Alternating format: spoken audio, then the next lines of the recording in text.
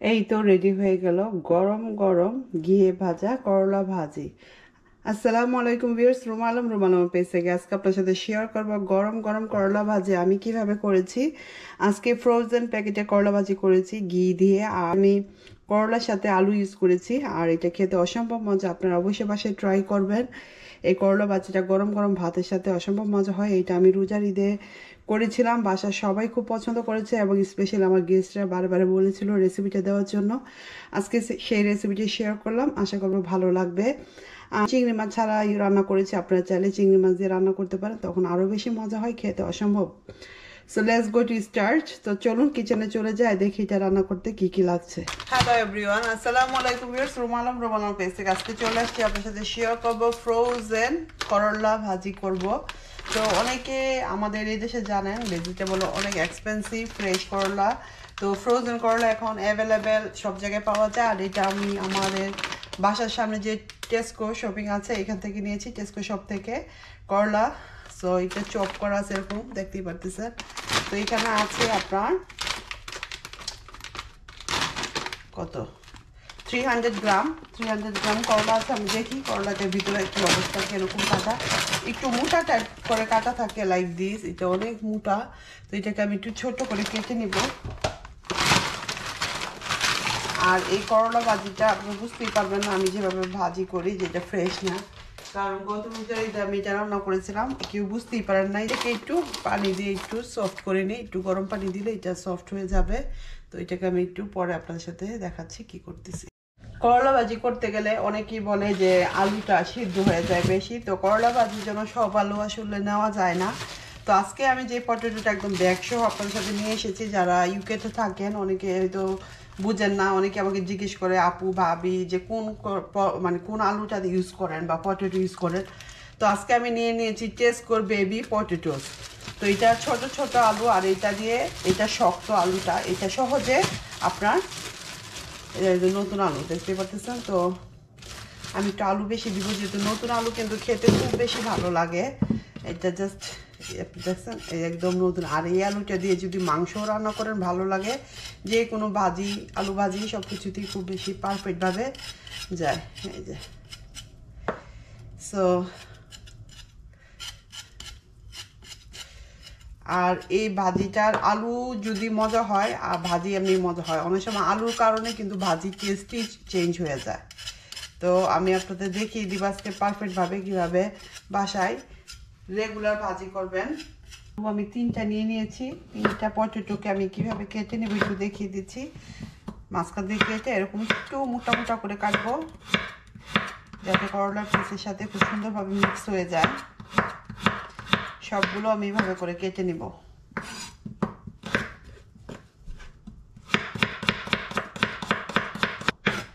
সবগুলো এই যে আমি কেটে নিয়েছি, একটা সাইড করে রাখি।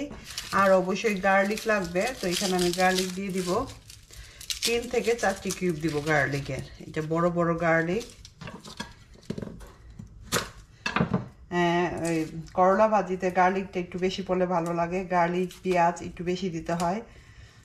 যারা একটু করলা পছন্দ করেন না তারা একটু বেশি করে, তিতা লাগলে একটু পেঁয়াজ বেশি দিয়ে দিবেন, অনিয়নটা বেশি দিলে দেখা যাবে টেস্টটাও ভালো হয়।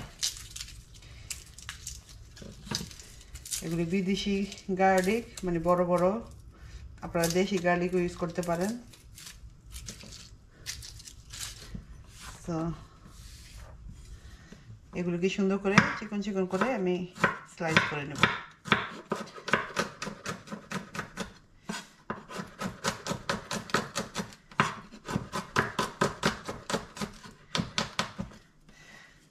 সাথে আমি একটি অনিয়ন নিয়ে নিব।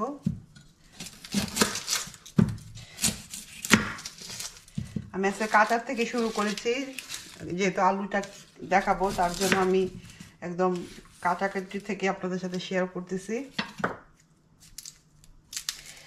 এখানে আমি হাফ অনিয়ন দিব, আপনারা চাইলে ফুল অনিয়নে দিতে পারেন। সো এখানে আমি হাফ অনিয়ন ইউজ করতেছি।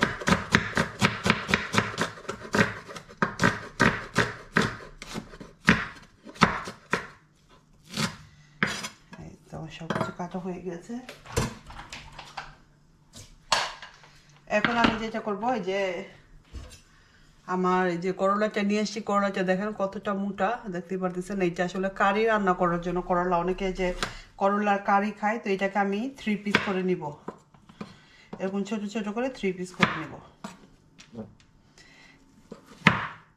এই করলাটা, রেডিমেড করলাটা অনেক সময় স্লাইস থাকে, এরকমই থাকে, আস্তাও থাকে। এটা এত মোটা মোটা করলা ভাজি আসলে ভালো লাগে না, বাট অনেকে হয়তো পছন্দ করে, তারা নিতে পারে। তো আমি এইভাবে করে সবগুলো কেটে নিচ্ছি।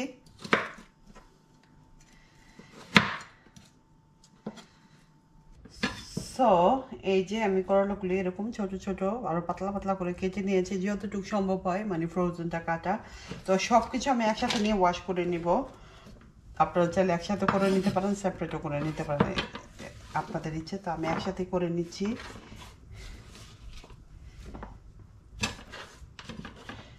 যদি করলাটা আপনার ইয়ে থাকতো, মানে চিকন করে কাটা থাকতো, তাহলে হয়তো আমি কেটে নিতাম না, যেহেতু একটু মোটা। তো আমি এগুলো এখন ভালো করে রিন্স আউট করে নিই।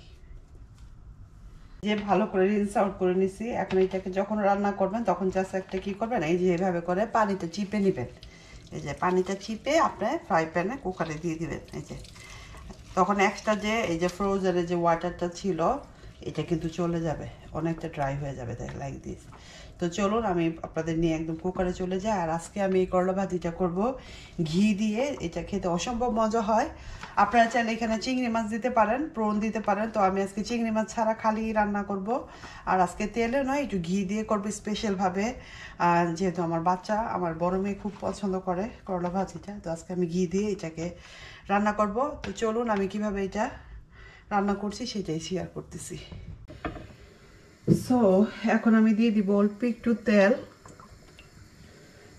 আর আমি ইউজ করব বাজারের ঘি, মানে বাটার অয়েল যেটা। সো এই বাটার অয়েল থেকে আমি 1 স্পুন দিয়ে দিব। এটাতে একটা ভালো ফ্লেভার আসবে। আপনারা চাইলে খাঁটি ঘিও দিতে পারেন।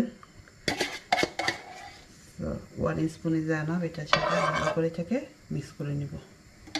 তেলটা ভালো করে গরম হয়ে গেলে, আমি যেটা আগে আপনাদের বলেছি, ভালো করে চিপে, পানিটা চিপে করলাগুলি দিয়ে দিবেন।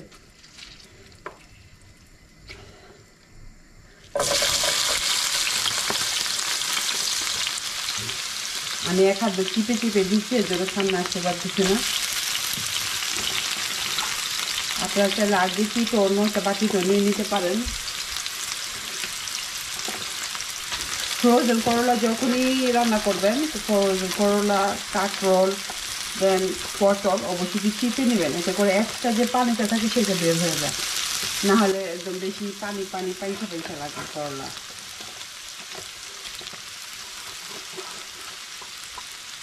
গরম ভাত দিয়ে সার্ভ করবেন, সেটা অসম্ভব মজা লাগবে যখন গরম ভাত দিয়ে করবেন এটা।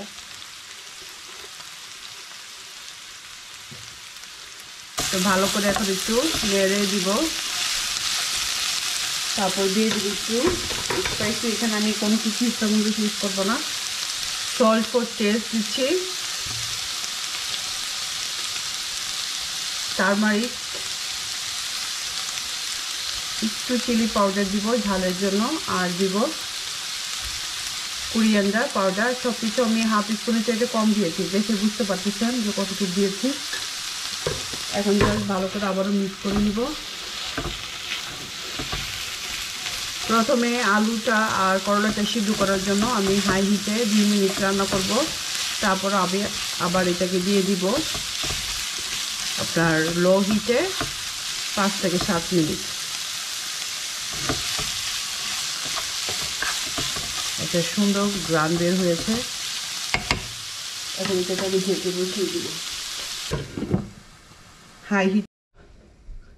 2 মিনিট পর চলে আসলাম, এখন দেখি কি অবস্থা। নিচ থেকে দেখেন হাই হিটে। এখন এটাকে আমি 2 মিনিট রাখবো, 5 থেকে 7 মিনিট।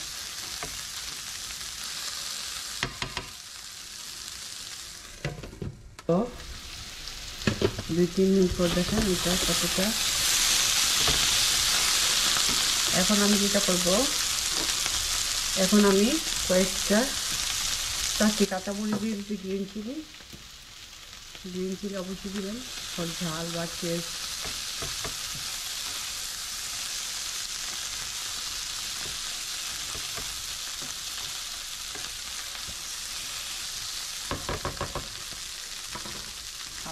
থেকে 2 মিনিট ওয়েট করব।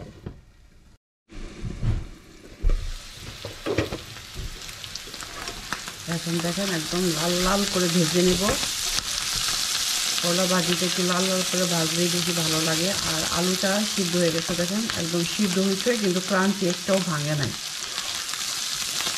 আর একদম গরম গরম ভাতের সাথে খাবেন, অসম্ভব মজা।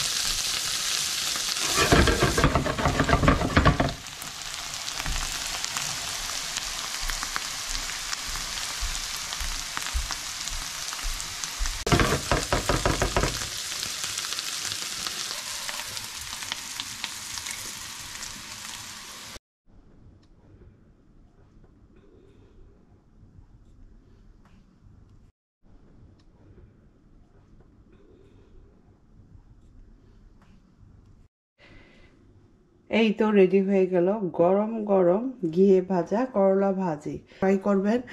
এই করলা ভাজিটা গরম গরম ভাতের সাথে অসম্ভব মজা হয়। এইটা আমি রোজার ঈদে করেছিলাম, বাসার সবাই খুব পছন্দ করেছে এবং স্পেশালি আমার গেস্টরা বারে বলেছিল রেসিপিটা দেওয়ার জন্য। আজকে সেই রেসিপিটি শেয়ার করলাম, আশা করব ভালো লাগবে।